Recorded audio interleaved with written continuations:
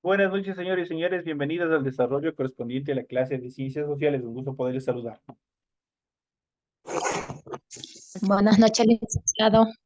¿Cómo están? Buenas noches. Bienvenidos a todos. Un gusto darles la más cordial bienvenida al desarrollo Buenas noches, licenciado. de la presente clase.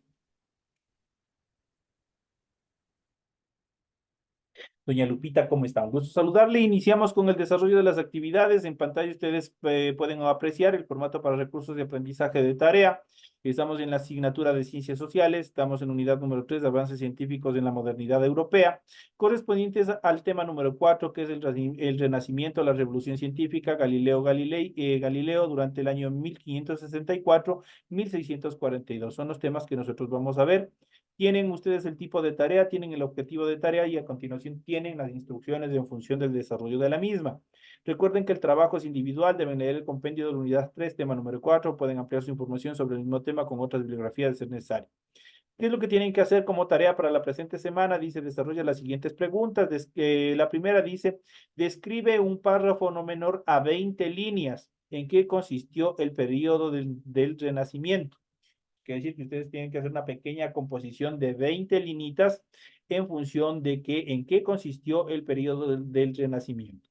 La siguiente determinación nos puede indicar cuál fue el aporte de Nicolás Copérnico. La siguiente pregunta dice, ¿a qué se conoce como la revolución científica? Y por último dice, enumera a un personaje importante de la revolución científica, al que ustedes más les haya llamado la atención, al que ustedes más se hayan sentido de pronto identificados, que les haya caído de pronto bien por el nombre, por las acciones, ustedes tienen que enumerar a un personaje importante de la revolución científica. Esas son las tareas que ustedes tienen que hacer para la presente semana.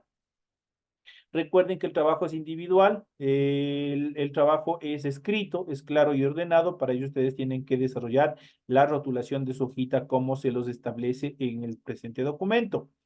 En función del contenido de la tarea, deben leer las recomendaciones, la rúbrica de calificaciones y al final tenemos la información para el desarrollo de los recursos de plataforma.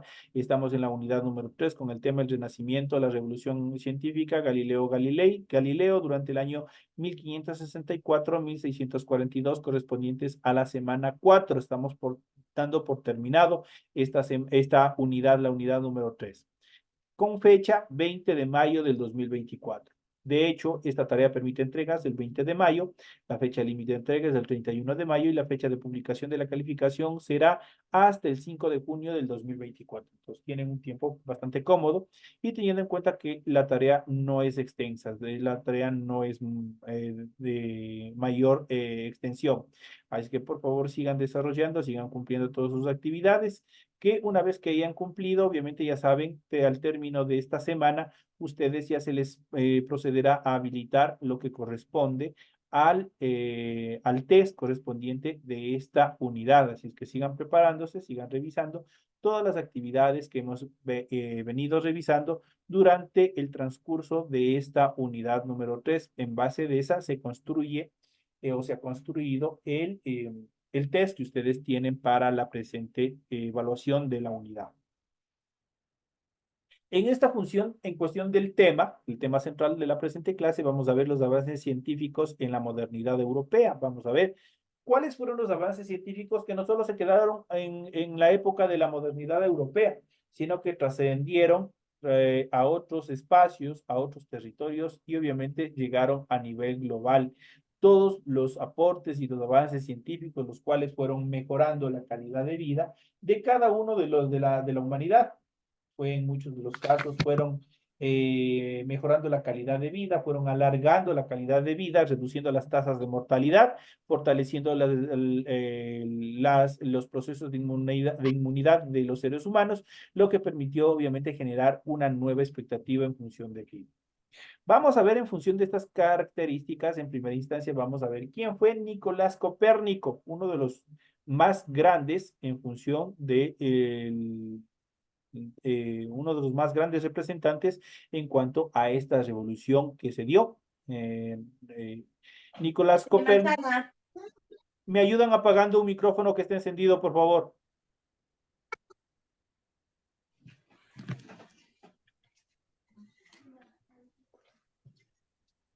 Jenny Torres. Ayúdeme apagando su micrófono. La compañera Anazú, le vuelvo a indicar, no me ha puesto los nombres, no va a poder continuar en clase. Lo mismo le sucedió en la hora anterior. Por favor, identifíquese dentro del aula de la sala de Zoom. Eso es fundamental. Como les había ido mencionando, vamos a ver un poco de la historia, un poco de la bibliografía en cuanto a Nicolás Copérnico. Nicolás Copérnico nació y falleció en Polonia durante el año 1473-1543. Fue cura católico, matemático, jurista, líder civil, militar y diplomático. Pero su importancia se debe a que fue el primero en decir que el Sol es el centro de un sistema de planetas, entre ellos la Tierra que gira a su alrededor. Esta fue la famosa teoría helicocéntrica del universo. Su libro de revolución o Omnibus Coelestium de las revoluciones de las esferas celestes es el punto inicial de la astronomía moderna y pieza clave de la revolución científica. Copérnico trabajó cerca de 25 años en su modelo helicocéntrico, pero dudaba de publicarlo porque sabía que era muy difícil que los científicos y los teólogos lo aceptaran para aquella época, ya que se trataba de una auténtica revolución. Al fin su obra apareció en el año de su muerte. Ahí fue quien prácticamente se publicó esta obra y que fue prácticamente la base fundamental en cuanto a la teoría del estudio del universo y especialmente de nuestro sistema solar. Prácticamente él dio los primeros pasos, estructuró las bases en función del desarrollo de esta teoría. En cuanto a la evolución misma del Renacimiento, el Renacimiento fue el puente entre la Edad Media y la Edad Moderna. Este movimiento cultural comenzó en Florencia, en Italia, en el siglo XIV y se extendió por toda Europa hasta el siglo XVII. Ejerció gran influjo en el desarrollo de la ciencia, la filosofía, el arte, la literatura, la política y la religión. Sus principales características podemos mencionar, perdón, las siguientes. Primero, el estudio, recuperación e interpretación de los autores clásicos, tales como los griegos y los romanos, que fueron prácticamente la base fundamental de toda la evolución de la ciencia y la tecnología. Otra de las características es el humanismo, la admiración de la habilidad única y extraordinaria de la mente humana, la búsqueda del realismo y de la emoción humana en el arte y la reforma de la educación basada principalmente en las humanidades, tales como la gramática, la poesía, la historia, la filosofía moral y la retórica, que fueron fundamentales para la evolución del pensamiento aplicado a la educación. Dentro de los personajes como Leonardo da Vinci, pintor, inventor y científico, Miguel Ángel, escultor, arquitecto y pintor, son emblemas del Renacimiento. Ellos y otros artistas de Italia, Holanda, Alemania y España buscaron representar de manera realista al ser humano y al mundo que los rodeaba.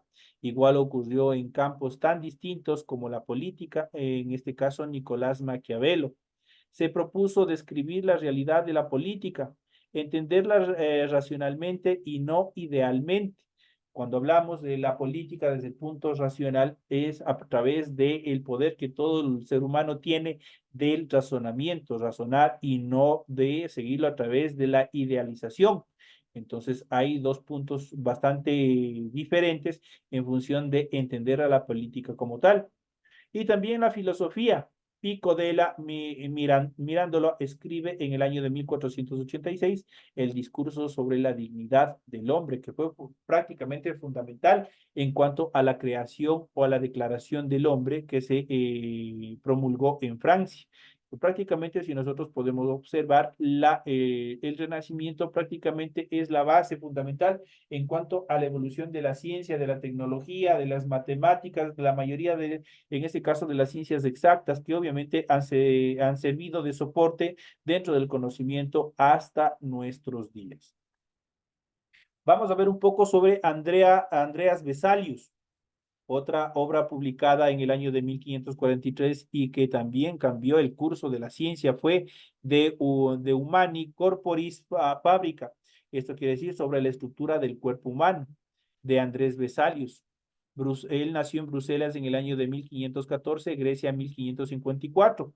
Es el primer tratado moderno de anatomía y se destaca por su claridad, rigor expositivo e ilustraciones, y por estar basado en la experiencia directa de la disección de cuerpos humanos. Obviamente, para aquella época, los avances tecnológicos o los avances científicos en cuanto a utensilios que se debían trabajar dentro de quirófanos, todo eso no existía. Lamentablemente, si nosotros vemos en esta evolución que desarrolló Andrea Vesalius en cuanto a esta enciclopedia, podríamos decirlo de esa manera, basada en el desarrollo de la anatomía del cuerpo humano, se tuvo que sacrificar y obviamente hay una parte, una historia negra en cuanto al desarrollo de esta obra literaria, pero que sin embargo nos ha servido de mucho en la actualidad, pues obviamente ha permitido identificar determinadas enfermedades con mucha claridad. Dentro de estas características fundamentales podemos indicar que para poder obtener con claridad, con aplicar el rigor expositivo, las ilustraciones, se tuvieron que utilizar cuerpos reales. En aquella época, muy difícil. ¿A qué recurrió en este caso Andreas Vesalius para poder desarrollar todo este tipo de disecciones? Prácticamente utilizaba vagabundos, utilizaba personas en situaciones de calle en aquella época, quienes obviamente le sacrificaba para poder realizar todos estos estudios. Es parte de la historia negra que también en cuanto al inicio mismo, en cuanto al desarrollo de la anatomía del cuerpo humano, la estructura y desarrollo del cuerpo humano. Su contenido desafiaba la autoridad hasta entonces discutida de Galenos, un tratadista de la antigua Grecia, un griego, quien obviamente tenía diferentes conceptos en cuanto a la anatomía humana. Muchos de ellos ideas disparatadas basadas en la teología, basadas en determinadas creencias. Y por ende, obviamente, Andrea Vesalius fue obviamente cambiando toda esa estructura a partir del estudio que realizó. Los principios del método científico fueron fundamentales para desarrollar todo este proceso de estructuración de nuevos conocimientos. Galileo introdujo las bases del método científico basado en la investigación. El método se consolidó con los aportes de Bacon, eso fue el empirismo, y Descartes el racionalismo. Francis Bacon, inglés, en el año de 1561 a 1626, propuso no basarse en la deducción desde principios generales, sino en el método inductivo. Para ello había que prescindir de toda la noción preconcebida del mundo. El estudio del hombre y de su entorno debía darse mediante observaciones detalladas y controladas. Los científicos debían ser ante todo escépticos. Eso quiere decir no creer en todo lo que existe. Hasta la actualidad, el método científico es variable, no es una determinación exacta, pues puede haber nuevos estudios, nuevas teorías que van descartando teorías anteriores. Por ende, todo científico debe ser escéptico. Validar cada conclusión particular a la que se llegue y evitar generalizaciones. Eso quiere decir generar un todo. Que han de ser muy cautelosos. No se debían aceptar explicaciones que no se pudieran probar por la observación y la experimentación sensible.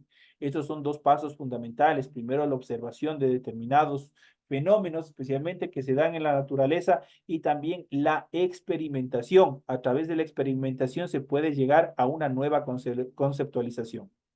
El francés René Descartes, durante el año 1596-1650, considerado el pionero de la filosofía moderna, propuso que para conocer o reflexionar debe seguirse un método cuya primera regla es no admitir nunca algo como verdadero, sino que constata con evidencia lo que es. Eso quiere decir a través de la experimentación. Un científico nunca puede determinar una cosa como cierta o verdadera o determinar como tal. sino tiene que obviamente ser, como se lo dijo anteriormente, escéptico en cuanto a determinadas teorías y buscar su propia determinación, su propia conceptualización en base a qué, en base a la experimentación, en base a la observación de determinados fenómenos que se vayan dando en su entorno. Debe seguirse un método cuya primera regla es no admitir nunca algo como verdadero si no se constata con evidencias de lo que es. Es el principio de la duda metódica, es decir, no sentir más de que aquello que no haya ocasionado de dudar para evitar la precipitación y la prevención. La segunda regla es dividir las dificultades que tengamos en tantas partes como sea preciso para solucionarlas de mejor manera. La tercera etapa es establecer un orden y solucionar los cuestionamientos más simples e ir avanzando hasta resolver los problemas más complejos. La cuarta y última es hacer siempre revisiones amplias para estar seguros que de no haber omitido ninguna etapa, ninguna experimentación, ninguna observación con la finalidad de llegar a una nueva conceptualización o a una nueva verdad científica. En cuanto a la revolución científica, se conoce así al periodo en que se desarrollaron en Europa inventos y descubrimientos por quienes encaran el conocimiento a partir del racionalismo y el empirismo y rechazan las doctrinas que habían prevalecido desde la antigua Grecia y a lo largo de la Edad Media. El influjo de América fue fundamental para cuestionar el conocimiento de las tradiciones griegas, latinas y orientales, encontrar y describir un nuevo mundo. La llegada de Cristóbal Colón al Nuevo Mundo, como le denominaron a América, prácticamente echó abajo la mayoría de las teorías, especialmente en cuanto a la forma de nuestra Tierra. Y nosotros vemos las primeras teorías de la forma de la Tierra de los hindús, de los chinos, de los mismos europeos. Muchos de ellos estaban basados en historias, en fábulas.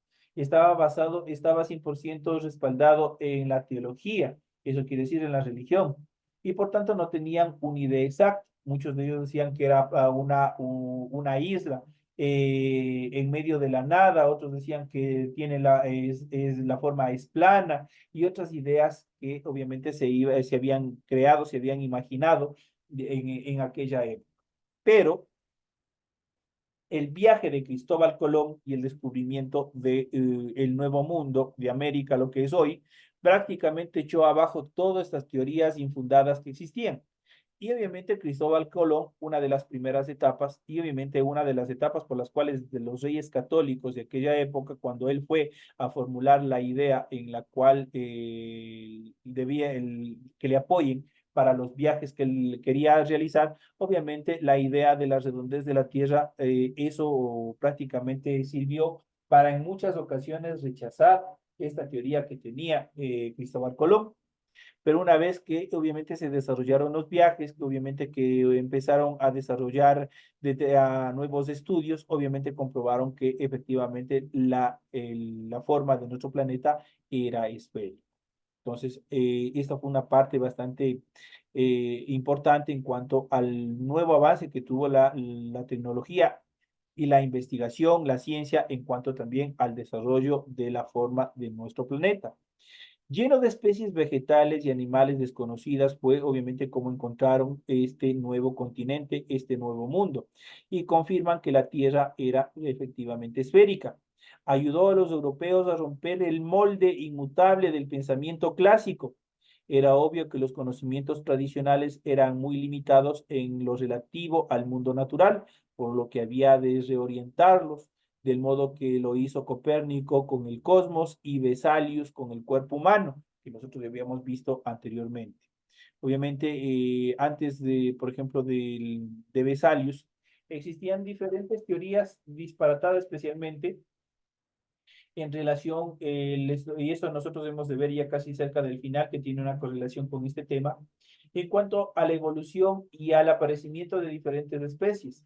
especialmente de microorganismos, de bacterias, de hongos.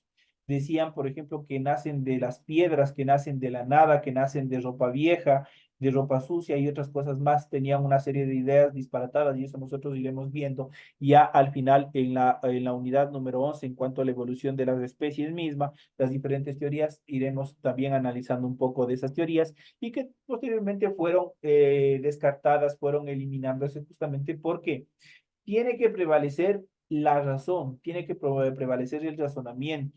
El método científico está basado en la observación, en la experimentación para llegar a una nueva conceptualización. Eso en base a esta teoría. En cuanto a Galileo Galilei, durante el año 1564-1642, Galileo Galilei fue astrónomo, filósofo, matemático y físico, uno de los padres de la revolución científica.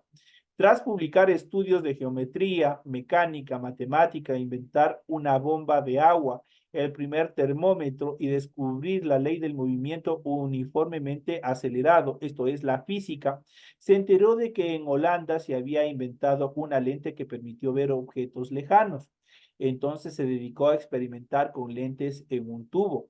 Así consiguió fabricar un telescopio mucho mejor que el holandés, pues tenía 6 y no 3 aumentos. Eso quiere decir que tenía 6 lentes en vez de 3 lentes. Los objetos no se veían cabeza abajo y distorsionados, sino claros y en una posición correcta. Galileo fabricó 60 telescopios de diferentes calidades y aumentos, además de las aplicaciones marítimas y bélicas del telescopio. Este aparato permitía ver a lo lejos a los barcos o ejércitos que se aproximaban, por lo que Venecia le nombró profesor de por vida con un buen salario. Galileo en el descubrimiento, perdón, Galileo con el escudriño del cielo, y así fue el primer ser humano en observar que la Luna tiene valles y montañas, que Venus tiene satélites, que la Vía Láctea no es una nube, sino que está compuesta por millones de estrellas, que Saturno tiene un cuerpo alrededor. 50 años después, Hugger, astrónomo holandés, precisó que se trataba de anillos y que el Sol tiene manchas. Tras muchas observaciones y cálculos, Galileo apoyó la tesis del helicocentrismo de Copérnico, pero le corrigió porque éste sostenía que todas las estrellas giraban alrededor del Sol, cuando son los planetas y las estrellas, todos los cuerpos celestes, quienes giran alrededor de este eje. Sus descubrimientos causaron conmoción a la sociedad europea de Europa de aquella época y les llevaron a enfrentarse con la Iglesia Católica. Estaba en aquel entonces, tenía mucho poder y obviamente tenía el control de determinados aspectos políticos. Muchos jerarcas se resistieron por las burlas de su obra, dialogó sobre los principales sistemas del mundo. En el año de 1633 fue llevado al tribunal de la Inquisición, que le condenó al argumentar que su tesis iba contra las frases de la Biblia sobre la tierra está fija y en el cielo y son inmutables. Obviamente, cuando hablamos de la Santa Inquisición, prácticamente ellos eran quienes tenían la última palabra en función de las teorías, en función de nuevos descubrimientos. Ellos eran quienes tenían el control sobre aquella época, especialmente dentro del campo político. Galileo tuvo que adjurar que lo que había sostenido y pasar sus últimos años recluido en su casa.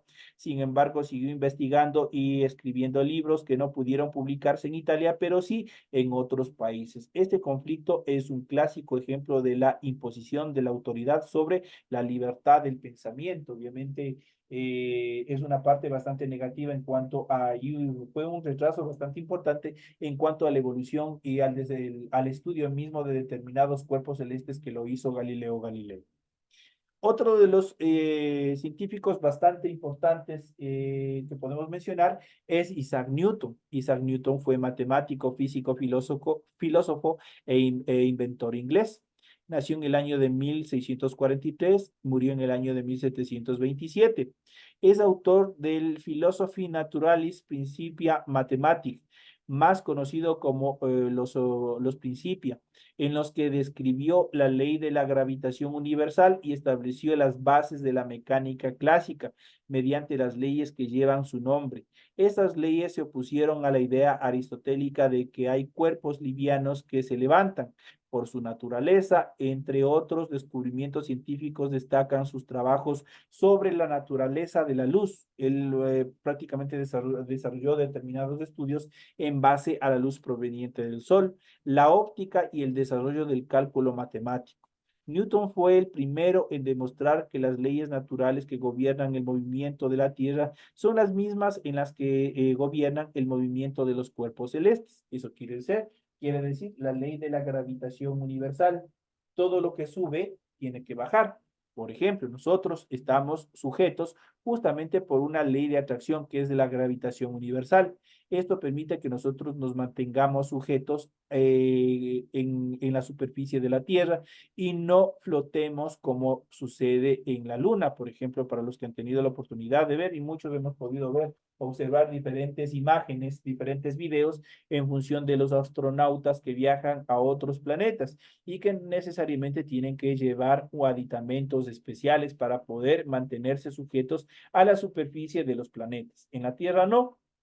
En la tierra nosotros llevamos ropa normal, liviana, y es lo que nos permite nosotros tranquilamente, qué sé yo, saltar de un lugar a otro, caminar, correr sin necesidad de qué, o sin perder esa atracción que nosotros tenemos, sin despegar del suelo. Si nosotros hiciéramos ese tipo de actividades, por ejemplo, en la luna, prácticamente saliéramos despedidos hacia el espacio, porque la luna no tiene atracción gravitatoria.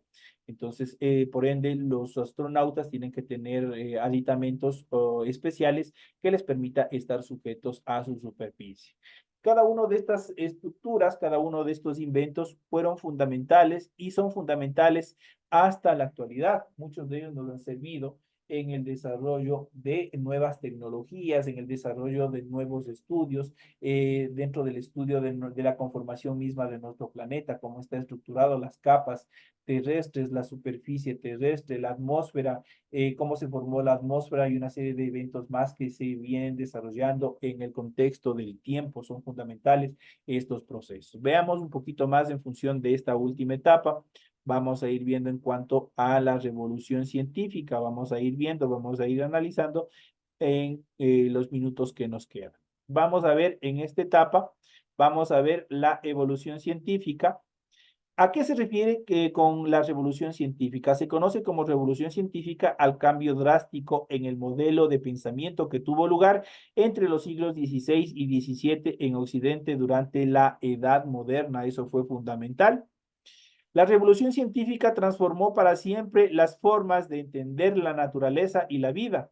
Se abandonó la concepción medieval del mundo para adoptar el método científico fundamental dentro de la evolución del conocimiento.